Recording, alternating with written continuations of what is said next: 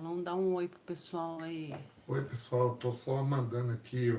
Isso, tem que avisar Paulão, porque o Paulão tá, assim, um pouquinho distraído. Não, tô só ajeitando aqui, mandando, porque refez tudo de novo. Então aí o pessoal, para saber onde que eles vão entrar, entendeu? Isso, eu vou ter que apagar lá, porque o que aconteceu, gente? De vez em quando o celular da gente, eles pedem pra gente reiniciar, fazer outra configuração, sei lá, esqueci o nome. Aí a gente aperta, ele modifica um monte de coisa. Acho que vocês sabem do que eu tô falando. E aí aconteceu isso aí, né? Vocês estão nos ouvindo? Dá um ok. Boa noite, Maria Emília de Ribeiro. Deus os abençoe. Amém. Ele está nos abençoando, porque antigamente eu perdia muita paciência quando acontecia essas coisas. Ai, ai.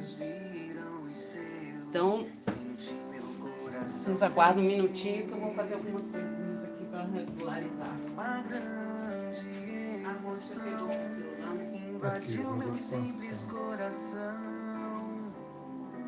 Senti que Deus no tempo certo me Fez a conhecer e pra sempre eternamente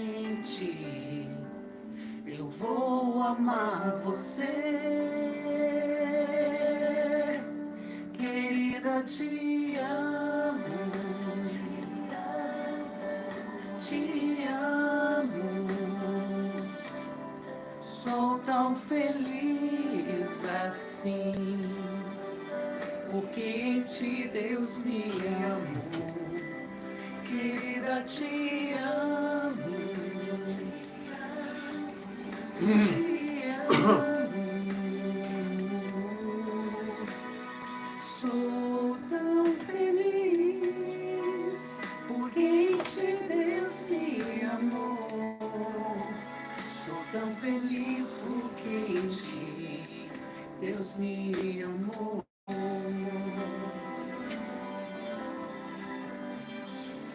Hoje somos uma família onde o amor cresce mais. Deus vai escrevendo a nossa história como um sinal de amor pra este mundo. Senti que Deus no tempo certo me fez te conhecer e pra sempre eternamente eu vou amar você, querida, te amo.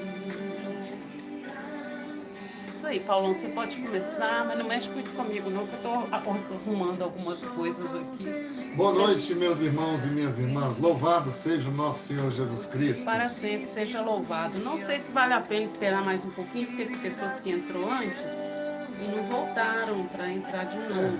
Vai ser difícil, né? Porque... Mas vamos lá, vamos começar. E aí, Deus sabe todas as coisas e o porquê de todas as coisas, né? E vamos caminhar, porque senão fica muito tarde também, né? Em nome do Pai, do Filho e do Espírito Santo. Amém. Vinde, Espírito Santo, enchei os corações dos vossos fiéis e acendei neles o fogo do vosso amor. Enviai o vosso Espírito, e tudo será criado, e renovareis a face da terra. Oremos. Ó Deus, que instruíste os corações dos vossos fiéis com a luz do Espírito Santo, fazei que apreciemos retamente todas as coisas, segundo o mesmo Espírito, e gozemos sempre de sua consolação, por Cristo Senhor nosso. Amém. Pai nosso que estais nos céus, santificado seja o vosso nome, venha a nós o vosso reino, seja feita a vossa vontade, assim na terra como no céu. O pão nosso de cada dia nos dai hoje, perdoai-nos as nossas ofensas, assim como nós perdoamos a quem nos tem ofendido. E não nos deixeis cair em tentação, mas livrai-nos do mal. Amém. Ave Maria, cheia de graça, o Senhor é convosco, bendito sois vós entre as mulheres, bendito é o fruto do vosso ventre, Jesus. Santa Maria, Mãe de Deus, rogai por nós, pecadores, agora e na hora de nossa morte. Amém. Glória ao Pai, ao Filho e ao Espírito Santo. Como era no princípio, agora e sempre. Amém. Jesus, Maria e José, Nossa família vossa é. Então, caríssimos irmãos e irmãs, vamos seguir, né? Vocês já sabem que todos os domingos às 9 horas estamos aqui nessa live Matrimônio Abençoado, dedicado às famílias. E estamos tratando agora desse livro do Funtouchin, Pais e Filhos. Já trabalhamos aqui a carta do Papa São João Paulo II, a carta às famílias. Trabalhamos também 3 para casado, Funtouchin. E agora esse livro Pais e Filhos. E hoje são esses 3 tópicos. Os pais deveriam obedecer aos filhos, a importância dos hábitos, o caráter. E aqui começa sempre com uma frase que a Lu põe aqui, geralmente do Funtouchin, está aqui. Muitas almas deixam de encontrar Deus porque querem uma religião que faça a sociedade sem refazer a si próprios, ou porque querem um Salvador sem uma coroa de espinhos e uma cruz, porque querem suas próprias fotocópias e não as de Deus. Fortíssima essa frase dele, viu? Muitas almas deixam de encontrar Deus porque querem uma religião que refaça a sociedade sem refazer a si próprio. Gente, isso é uma coisa que a gente tem que repensar muito, né? Como nos refazermos, né? Às vezes a gente põe culpa só na sociedade, né? Igual ele fala assim, ou porque querem um Salvador sem uma coroa de espinhos e uma cruz, né? Uma coroa de espinhos e uma cruz. Veja que Jesus, lá na cruz, tinha 2 ladrões. Né? Um queria que ele descesse da cruz e salvasse todos ali. Né? Um passe de mágica. O outro disse, Senhor, lembra-te de mim quando entrares no teu reino. E Jesus disse, hoje mesmo estarás no paraíso comigo. Né? O que acontece? Aqueles que estavam ali, aquele outro ladrão queria simplesmente ser salvo, né? Apesar de todos os erros, queria ser salvo. Pronto. E o outro não, olha, nós estamos aqui pagando pelo que nós fizemos.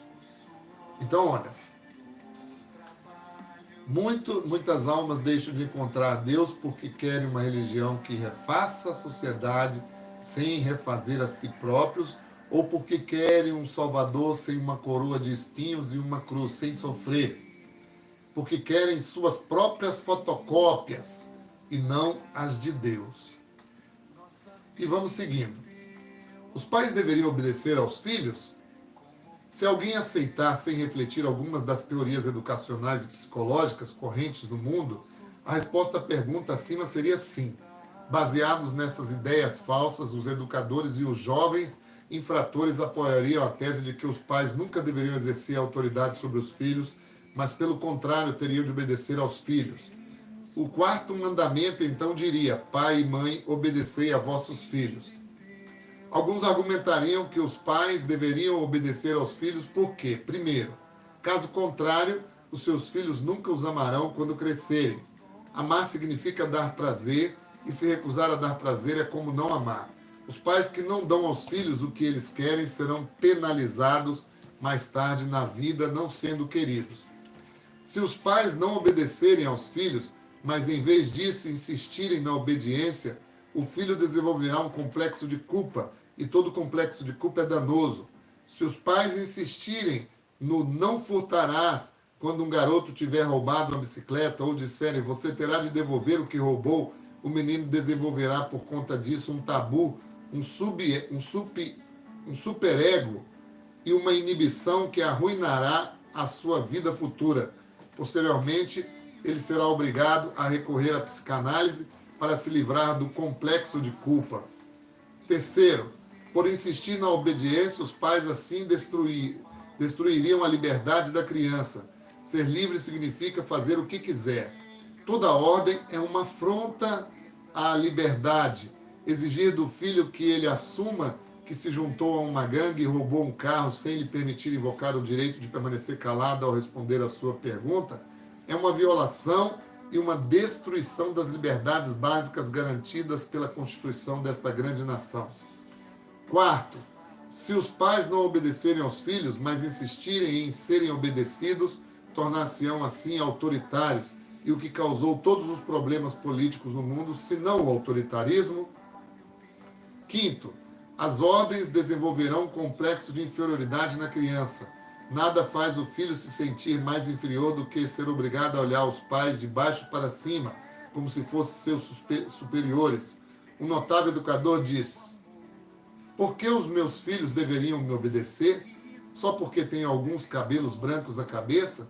São os seres superiores e não os inferiores que movimentam o mundo.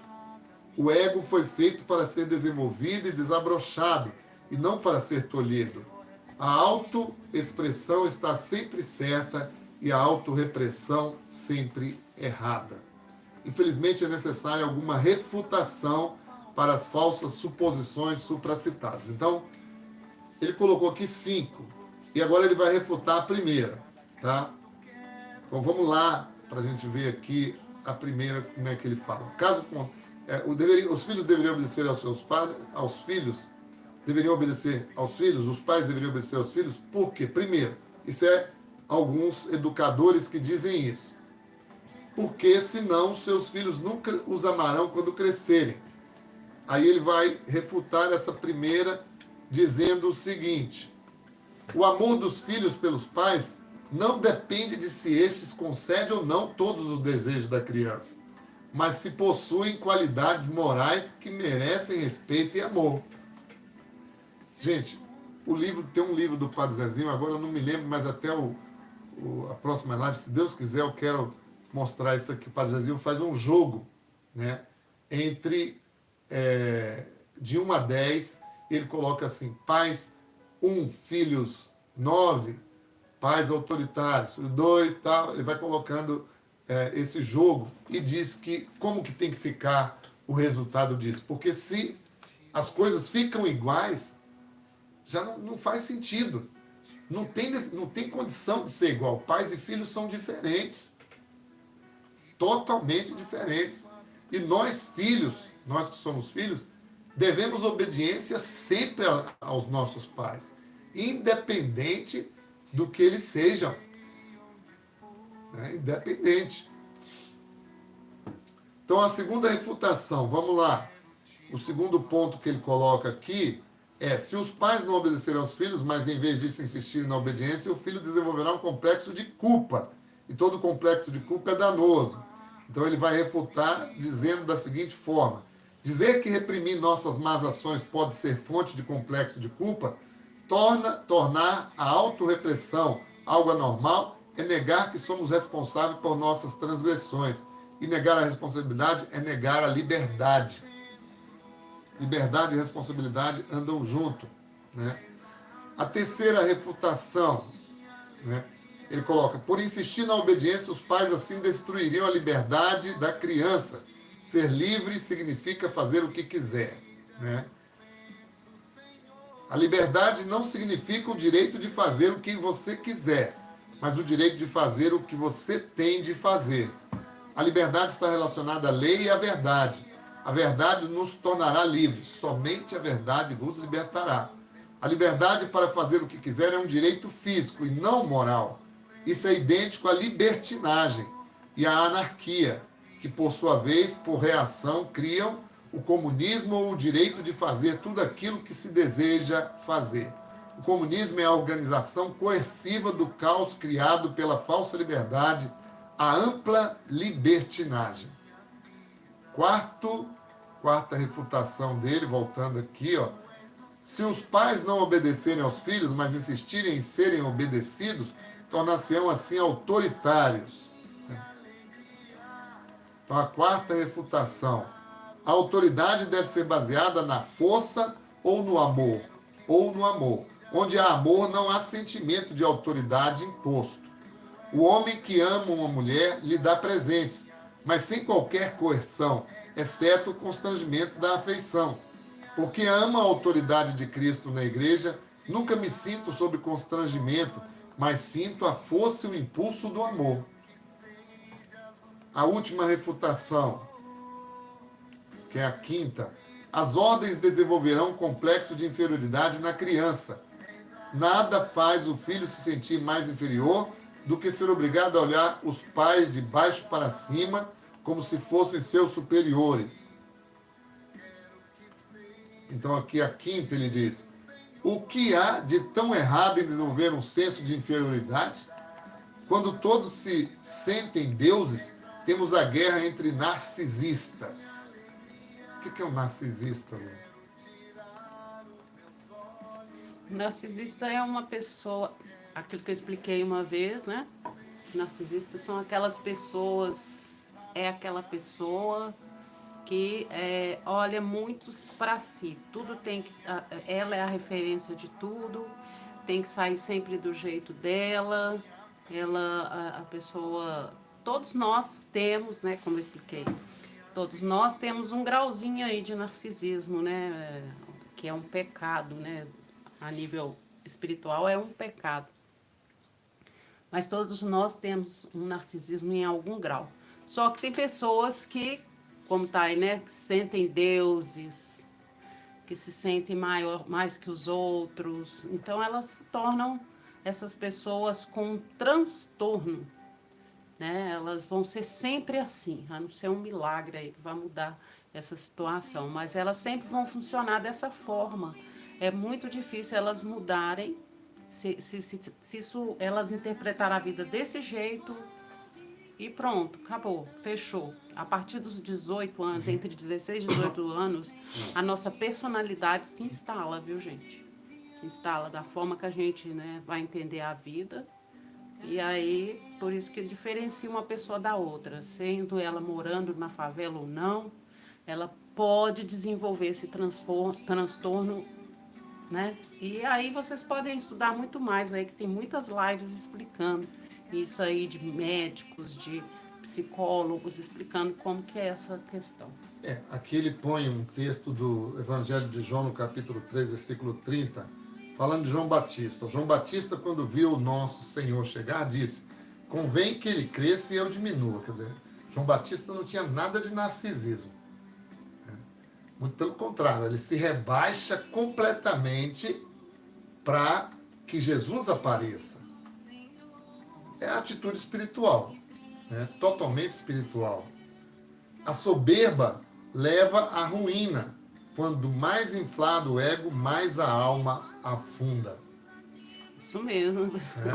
A pessoa, ela começa a não perceber que ela está errada, que ela está sendo egoísta demais, que ela está sendo muito centro de referência para ela mesma, né? E não admite que erra. Aí o que acontece? Ela não entende nem por que ela está afundando. Ela culpa os outros pelo problema que está acontecendo com ela. Isso aí.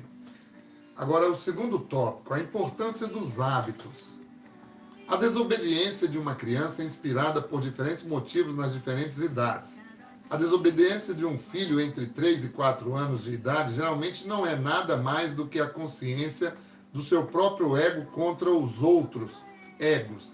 A criança está meramente descobrindo a sua própria existência. E uma das formas pelas quais ela faz isso é por um tipo de revolta. Após o período no qual conseguia tudo pelo choro, ela nunca considerará o direito de outras pessoas.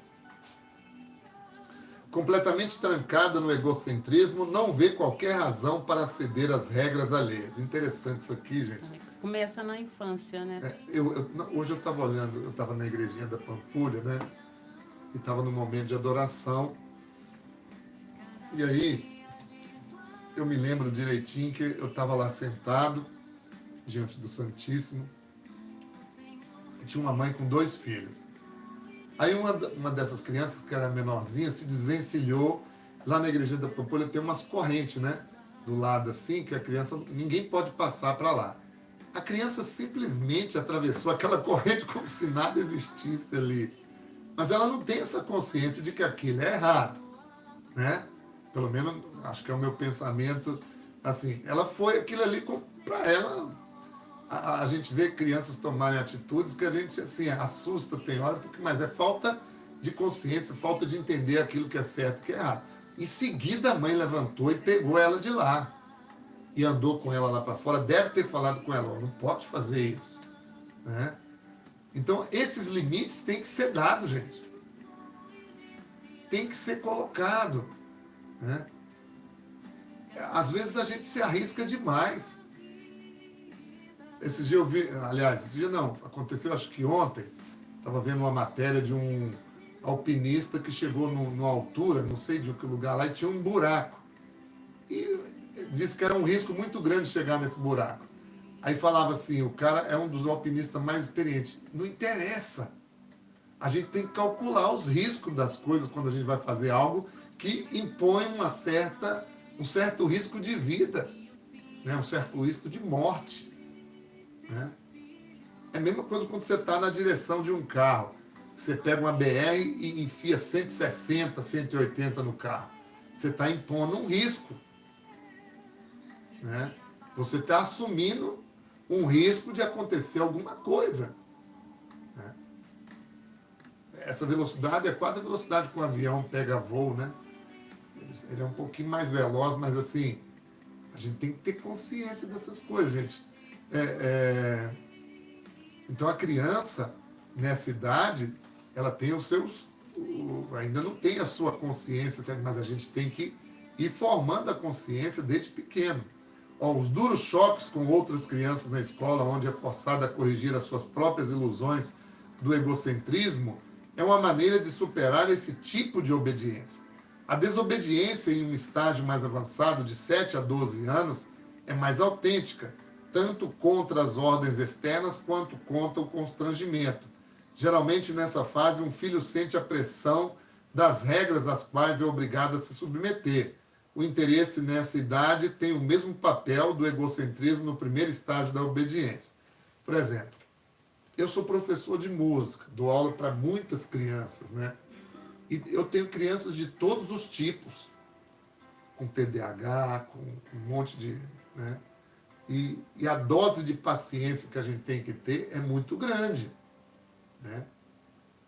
E outros fatores, por exemplo, eu tenho uma aluna de 7 anos e ela vai estudar, quando a gente chega lá para estudar, ela fala assim: tá bom, hoje eu quero fazer primeiro tal coisa. Eu falei: ótimo, vamos fazer primeiro tal coisa então. Aí ela faz. Aí ela diz para mim assim: pronto, pode me liberar disso? Eu falei: não, eu sou o seu professor. Quem sabe se tá bom sou eu. E aí ela fica brincando comigo. Mas eu, de certa forma, assim, brinco, mas eu cobro dela: olha, não está bom ainda. Tem que melhorar, você pode dar mais. E tem que ter naquele jogo de cintura, é claro. Educar não é simples, gente. É por isso que o Padre Zezinho fala muito isso, que a criança não nasce com um pendrive ou um DVD escrito: pronto, aqui está tudo sobre mim, é o que você precisa saber sobre mim, né? Como se fosse um programa. Não, cada criança é diferente. Vocês que são pais e mães já enfrentaram isso. As diferenças de idade que a gente tem é diferença que aqui em casa são 5 anos, as diferenças são grandes. Parece que não 5 anos, mas é grande, né? A distância em termos de mundo, vamos dizer assim, a diferença de mundo, de enxergar o mundo. Agora, você imagine uma criança de 1 ano, quando uma família tem uma de 15, outra de 20. A diferença é muito grande. A gente não vai aplicar a mesma forma de educar os filhos de 15, de 20, nesse de 1 ano que está começando. Não vai ter jeito de ser a mesma coisa. A gente comentou a semana passada, né, quando a gente dizia para os nossos filhos: isso não pode. Não, Por que não pode? Era a pergunta. Por que não pode? E aí eles diziam, porque não pode não é resposta, pai. Aí você tem que justificar o não. No nosso tempo, quando falava porque não pode, acabou. Fechava a boquinha, ó, caladinho, ia lá com o rabinho entre as pernas e ficava no cantinho lá. Aprendia mais com a observação do Né? que era certo e errado do que com a discussão, né? E agora tem que ter o cantinho da Da do reflexão, castigo, não é nem castigo, é da reflexão, né? Tem que ter o cantinho da reflexão. Não é ruim de todo, né? Mas tem crianças que elas chegam a um ponto que você precisa ser mais firme ainda. Não, gente, nós não estamos falando em momento nenhum que tem que bater, espancar a criança, nada disso não, né? Claro, muito pelo contrário, né? É um desafio imenso, enorme tudo isso, a educação, né? Ele obedece ou desobedece a depender do interesse por algo ou da vantagem que lhe oferece.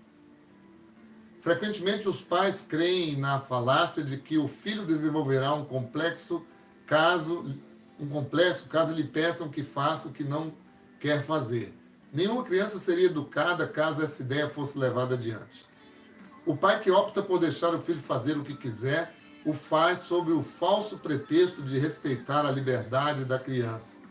Porém, ela ainda é incapaz de exercer o autodomínio, pois só um ser totalmente desenvolvido é capaz de autonomia. A criança só alcança isso progressivamente. Primeiro, há a aceitação da regra. Depois vem uma adesão interior à regra, que é o verdadeiro sinal de liberdade expresso pela obediência. Olha que interessante. É o verdadeiro sinal de liberdade expresso pela obediência. A obediência habitua o filho a esquecer desejos imediatos em prol de deveres mais elevados. Olha, isso é fantástico. O Isami Tiba, ele fala isso, olha. Se você dá tudo que seu filho quer, você pode saber que ele vai se tornar um delinquente. Vai se tornar um delinquente. E o Padre Zezinho também fala isso. Né? Alguns pais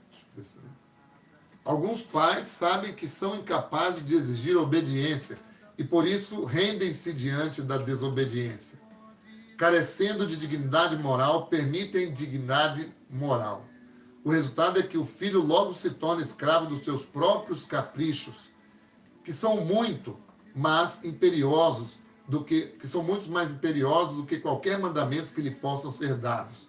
Um pequeno egoísta, validado no seu modo de ser, espera que todos façam a sua vontade, eventualmente fica frustrado e acaba no divã da psicanálise. Tudo vai para a psicanálise, né, gente? Não acha que o mundo está fazendo o que ele quer. Olha, gente, mas é muito difícil uma pessoa que pegou desenvolver um transtorno de personalidade e procurar uma ajuda psicológica, psiquiátrica, inclusive. É muito difícil, porque ele não acha que está errado. Né? Então, quando para lá é porque é algum grauzinho ali de humildade, alguma, sei lá, alguém rezando muito para aquela pessoa a conduziu lá para aquela procura, né? Então, afeição e ternura, que são essenciais, perdem o seu feliz efeito caso se degenerem em indisciplina.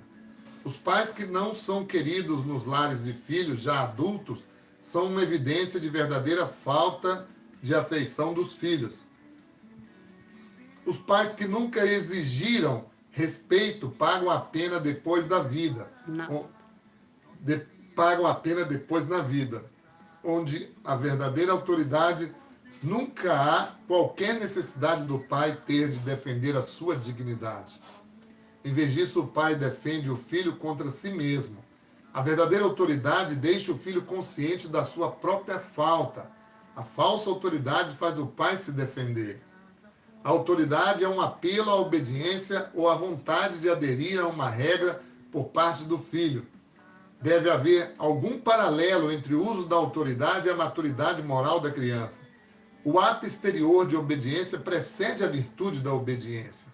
Os primeiros atos de obediência compensam as deficiências de juízo e vontade por parte da criança. Esses gradualmente desenvolvem nele um controle pela sua própria atividade. Posteriormente, ela usará esse controle para julgar o que é certo e o que é errado. Rousseau disse: o único hábito que se deve desenvolver em uma criança é o hábito de nunca ser contrariada. Esse é um erro duplo. Pedagógico, pedagógico, primeiro erro, né? Porque um bom hábito liberta a criança do capricho e a prepara para o desdobrar da liberdade. E o outro erro é psicológico, pois maus hábitos podem se desenvolver sem correção. O que Se não corrigir, né? Muitas pessoas, a gente vê muitos casos aí de pais que não corrigem os filhos porque não pode chorar, porque vai ficar feio, porque não sei o quê, né? Aquele respeito humano até com a criança, né? E esses filhos mais velhos, assim, mesmo que tenha problemas psiquiátricos, assim, uma doença, por exemplo, um transtorno bipolar, ela também pode desenvolver um transtorno de personalidade narcisista. Então fica aquela confusão, né, de transtornos numa só pessoa. Eu estava vendo um texto essa semana que é aquele demônio no Evangelho de Marcos, que estava lá no cemitério, né? Aí pergunta quem é que está dentro dele. Uma legião. Né? Fala assim, é uma legião porque somos muitos. E eu fui pesquisar o que era uma legião naquele tempo. Correspondia a 6.000 soldados. Imagine o que é uma legião de demônios dentro de uma pessoa. Ou a confusão mental que tem, às vezes, numa pessoa com tanta... quem assistiu aquele filme Nefários, né? Vai entender um pouco o que é isso. O que frequentemente se esquece é da importância dos hábitos no treinamento dos jovens. Se os bons hábitos não são inculcados, os maus hábitos se desenvolverão. E depois vem a delinquência juvenil, quando as ervas daninhas do ego destruirão as rosas que só crescem pela poda e pelo sacrifício. Olha que legal. Muita boa comparação aí, né? Gente, se vocês tiverem alguma coisa aí que vocês queiram colocar, escreve aí para nós. Você que aí tá do outro lado, coloca aí o que você tá achando do tema, né? E também deixa o seu like aí para nós. Agora o terceiro tópico e último de hoje, né? Hoje a gente vai atrasar um pouquinho, porque atrasou também aí por causa de problemas técnicos. Técnicos, né? Quando eu era garotinho, sobre o caráter, o meu pai me deu uma serra, então tornei-me um animal serrante. A serra era uma extensão da minha personalidade, mas a primeira coisa que fiz foi serrar na lateral de uma carretinha. Cheguei, serrei e conquistei. Eu não podia negar a responsabilidade pelo dano feito por essa extensão da minha personalidade, porque a serra passou a me pertencer quando eu disse, é minha. Outro exemplo de extensão de personalidade está em um garoto contemplando as suas posses. Coventry Patmore, no seu poema intitulado Os Brinquedos, descreve como um menininho cuja mãe falecera se metera em encrencas com o seu pai. Fora punido e mandado para a cama. O pai depois visitou o filho que chorara até dormir. Para compensar a aparente falta de afeição do pai, o menino colocara todos os seus tesouros, pedras, conchas, etc., na mesa ao seu lado, para confortar o seu triste coração. No momento em que o amor foi retirado, encontrou-se uma compensação na contemplação da extensão da sua personalidade, representada pelas suas conchas e pedras.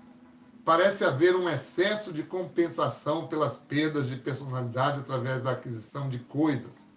Logo que a nossa personalidade começa a ficar vazia de amor, ou quando sentimos a inanição de afeição, buscamos nos enriquecer exteriormente. Desse modo, começamos a confundir o que temos com o que somos. Isso é fundamental. Confundir o que temos com o que nós somos. Nós somos um ser, né? Ter é outra coisa. Né? Quanto mais vazia uma alma é, mais tenta se preencher por fora. Essa comparação que ele colocou aí, deu para entender, gente, que uma criança lá recebeu a bronca do pai, né? E aí ela tentou trazer todas as coisas que ela gostava para perto dela para compensar essa falta de que ela entendeu como falta de afeição. Aí ela já começa a desenvolver a sua personalidade aí. Confundir o que tem, aquelas coisas ali vão me acalmar. Então, quando cresce, a pessoa busca em coisas que trazem um prazer imediato e não um prazer que deve ser conquistado. As coisas devem ser conquistadas com luta, né? Então, o pai chama atenção ali, não, eu vou buscar um prazer imediato aqui. Na infância já começa assim.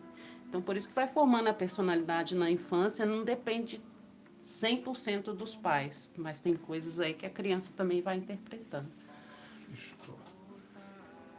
Quando Adão e Eva perderam a graça interior que possuíam, cobriram seus corpos, tiveram de compensar pela aparência externa a perda da beleza interior da alma.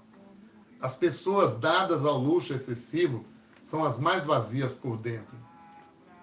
A gente vê isso aí muito, né, gente, com esses trem de botox pra lá, botox pra cá, não sei mais o que no seio, não sei mais o que no bumbum. Um monte de tatuagem. Harmonização facial, tatuagem até na cabeça. Exatamente. Tentando marcar uma presença nelas mesmas. Tiveram de compensar pela aparência externa a perda da beleza interior da alma. Olha que coisa, né, gente? As pessoas dadas ao luxo excessivo são as mais vazias por dentro. Se o homem fosse apenas um ser material, então deveria entender a sua personalidade. Então deveria estender a sua personalidade, adquirindo o máximo possível de possessões materiais. Mas se o homem é espiritual, logo o enriquecimento deve ser interior. Não ter, mas ser. Nem todos querem tal riqueza. A pintura de Holman Hunt, intitulada A Luz do Mundo na Catedral de São Paulo, em Londres, enfatiza isso. O mestre está de pé, segurando uma lanterna e lançando a sua luz sobre uma porta fechada. Percebemos que não há maçaneta no lado de fora. Há um olhar de compaixão no semblante do mestre que está diligentemente procurando uma entrada. Certa vez perguntaram a Hunt o motivo pelo qual não havia uma maçaneta do lado de fora da porta, e ele respondeu que a abertura era somente por dentro. Cristo é aquele que ama as almas, não o que as invade. Se alguém ouvir a minha voz e abrir a porta, entrarei nele, cearei com ele e ele comigo. Apocalipse 3:20. Algumas vezes o filho diz, não quero ir à escola, mas a mãe insiste que ele vá. Ela está determinada a ajudar no desenvolvimento da sua personalidade. A nossa atitude para com o mundo geralmente é parecida com a do filho em relação à escola. Dizemos, só quero ser feliz, quero passar pelo mundo sem nenhuma dor. Isso é impossível também, né, gente? Esquecemos-nos de que ir à escola é uma disciplina amorosa. Quando o filho pediu para ser poupado da escola, ele estava pedindo menos amor, não mais. Por menos maternidade, não mais maternidade. Deus não nos deixa ficar longe da escola. O amor reconhece o nosso valor de tal forma que nunca nos poupa de uma provação, dor ou conflito, pelos quais o mal é desfeito e o bem é conquistado. E assim a gente termina a nossa reflexão de hoje. Na próxima semana a gente vai ter mais 3 temas. A gente tem ainda aqui uma outra frase do Funtoshin. Toda alma custa alguma coisa. Algumas são compradas com orações, outras com caridade, mas a maioria delas é comprada do modo como nosso Senhor nos comprou. através da dor e do sofrimento. Ah, que coisa mais linda, né, gente? Toda alma custa alguma coisa. Educar custa. Mas quando a gente chega nessa fase da vida que a gente está, eu sei que muitos têm filhos da nossa idade, a gente vai vendo que valeu a pena tudo que a gente fez, né? Algumas são compradas com orações, outras com caridade, mas a maioria delas é comprada do modo como nosso Senhor nos comprou, através da dor e do sofrimento. Venerável Dom Funtouchin. Importante a gente lembrar que você está sofrendo, você pode ressignificar o seu sofrimento, oferecendo pela conversão de alguém, pela alma de alguma pessoa falecida, né, que está lá no purgatório, precisando das nossas orações, né? Então, se Deus permitiu que continuasse o sofrimento no mundo, é exatamente porque Ele tem uma função na nossa vida, né, Paulo? Isso é a pura verdade, né? Pois é, minha gente, Deus abençoe a todos, uma boa semana e até próximo domingo, se Deus quiser. Se Deus quiser, e mais uma vez peço desculpa aí, porque eu fiquei um pouco perdida aí, as configurações lá da live estavam modificadas e aí pronto, caiu, mas tá aí. A luta é grande, mas a gente vai atrás daquilo que Deus quer que a gente vá. Rezem sempre por nós e aí deixa seu like, compartilha essa live com seus amigos. E se você quiser a sequência, porque é um livro, né? Pais e Filhos, do Dom Funtouchin, você pode ir assistindo as anteriores aí. Aí fica a seu critério. Feliz semana para todos, fiquem com Deus. E Paulão, sabe quem esteve aqui? Ricardo Figueiredo. Fala, Paulão. Cacá. É o Cacá. Quanto tempo, hein? Deus abençoe e fiquem com Deus. Muito obrigado pela participação. Meu amor.